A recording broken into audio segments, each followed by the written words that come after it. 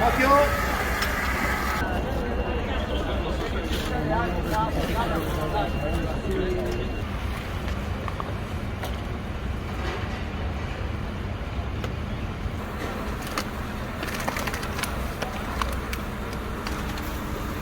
Acqua!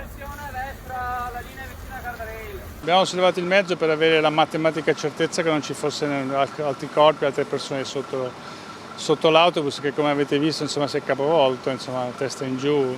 Insomma, è stato tremendo l'impatto perché, insomma, cadere da oltre 10 metri e a bordo erano 39 persone, insomma, non è stato facile. Poi nell'impatto l'autobus che ha alimentazione elettrica, le batterie hanno preso fuoco.